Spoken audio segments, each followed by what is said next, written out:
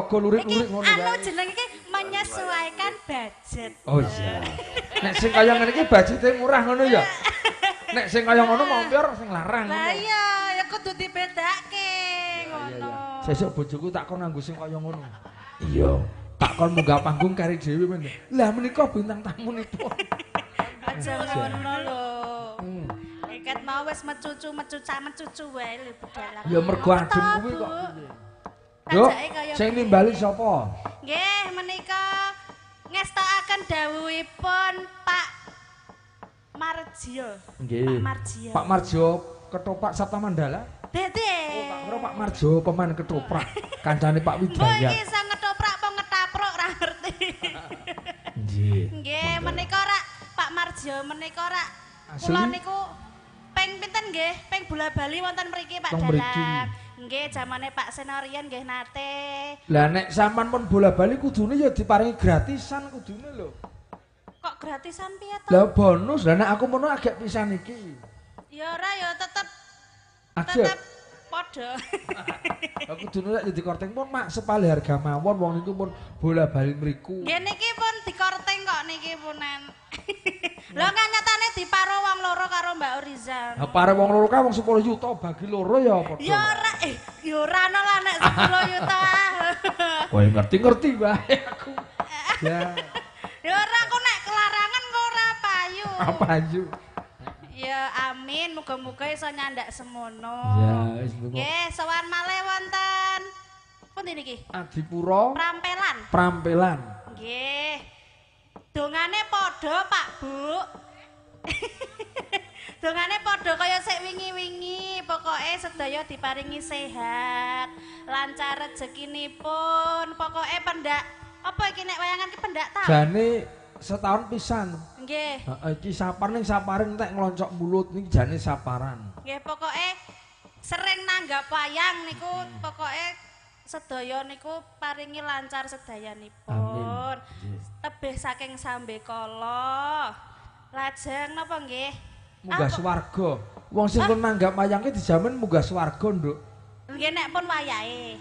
Ora. Tegese calone sok men digadang mlebu swarga sebab ngopeni fakir miskin dan yatim piatu. Lah nggih kabeh iki ya pengene ya mlebu swarga to Pak Dalang. Iya, ning sing mlebu swarga sing pintu nomor 1, sing VIP kuwi sing maringi utawa sing nanggap. Nek sing diparingi sing tanggap urung karuan. Mungkin ming nampa ora tau menehi kok mengarep njaluk wae.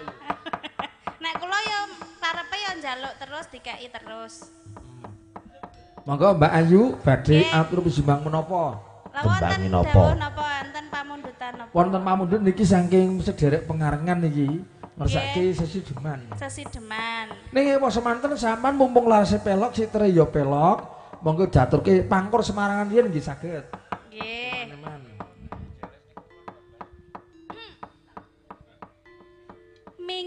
Mingkar mingkurengan karo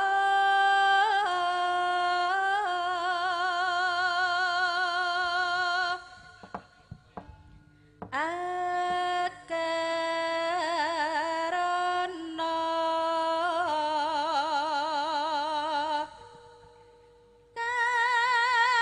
karenan marti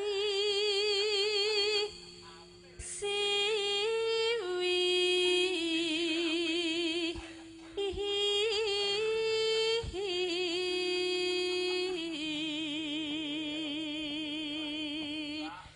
Ademe dadi suarane iki kaya ana bergetar-bergetar piye. Nek suaraku malah bareng adem juk gerek-gerek malah lho.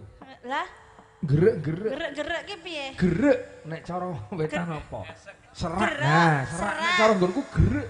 Gerek. Kok mesti Serak gerak. bahasane wong kidul gumun gerek. Nek cara nggonmu serak. Lah jenengan mboten kademen apa pripun? Ya nek adem ngono iso ngampet aku lho. Heeh, lek rasa ngampet apa? Bahaya ki nek nganti krasa nguyuh, lah iki sing bahaya. Lah ya gare pipis to. Pipis ning ndi pipis? Eh? Kon ngotor ning kene apa? Nek biasane ki ana sing diwadahi botol barang. Oh ya ora carane mosok dalan kok wadahi botol. Ujune ya ora perwira. Njuk larek ngepaske piye wong ning nggon kaya ngene kok. Lah ya ora ketok to. Nek wong wedok ya ora iso diwadahi botol. Heeh, wis tau njajal berarti kok ya. Malah tekan ngendi-ngendi. Iya. Lah nek kaya ngene kon ngopaske botol iki terus kepiye apa ora mancur tekan ndi-ndi? Lah ya iso to, ya gari carane to Pak Dalang. Lah kudune iki persiapane saka jero diplaster sik ngono lho. Plaster. Lah nek wong lanang ki rak ya gampang to. Heeh. Nek wong wadon angel ya. Nek wong wadon angel. Dadak ucul kabeh ra iso. Tapi wong nek Piye Putri karo ndodok ya iso kok. Karo lenggah ya iso kok. Buktine apa? Mau sore ku mlebu kamar mandi aku nginjen ya karo ndodok ya iso kok. Mlebu kamar mandi. Sok ngindik berarti. Liwat ning krungu, lho kok swara apa terus aku rak mandek. Heeh. Bar lho, metu jebul Kusnul. Lah suarane piye? Suarane mak Iki ngetokke apa, Mbak? aku iki tak kira ya, Mbak. Tak kira iki sanyo jebol apa piye ngono lho. Wah, iki sanyo bocor iki mesti. Lah kok lang buka Kusnul metu saka toilet lho. Jebul Mbak Kusnul sing pipis. Seru banget. Biasane ki ora ngono kuwi, biasane ki alus lho Pak Dalang. Malah ngomong sapa halus. Biyen sak urung duwe anak ya halus. Malah anake wis 3 kok halus ya ora mungkin. Langsung sor ngono. Nek sing perwira kuwi nek piye kakung nek pipis. Lho. Piye? Ora kaya Piye Putri sini-sini. Piye kakung nek ngoyo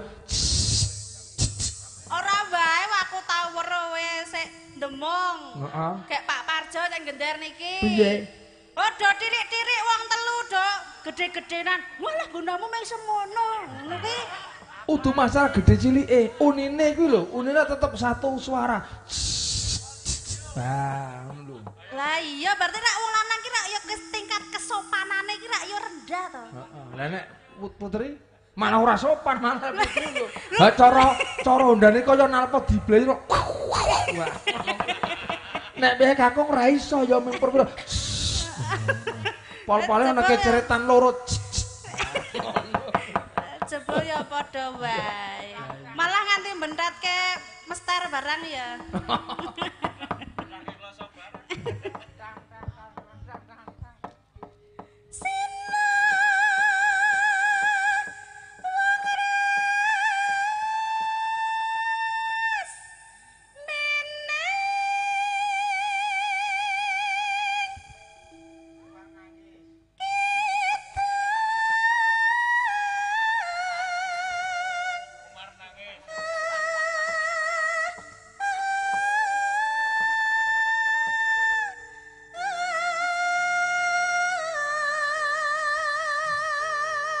Awas dongkekke.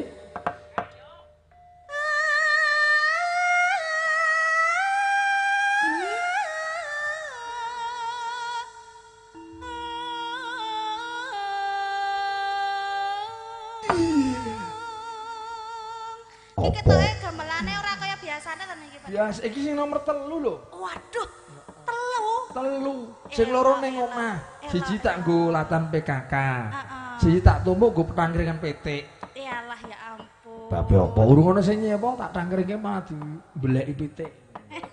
Kemangkring ning mburi omah. Elok-elok, jan laris tenan Pak Dalang ki. Ya, Laris banget nganti kula ora keceritan babar blas. Ngilang-ilang wong dijope ora selo kok ngilang-ilang ngono.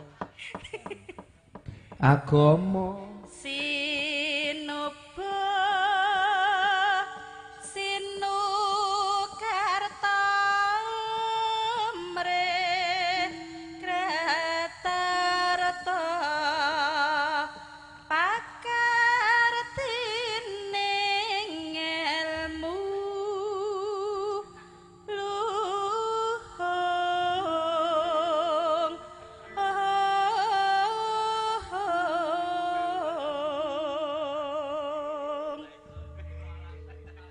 kang tumrap ning tanah Jawa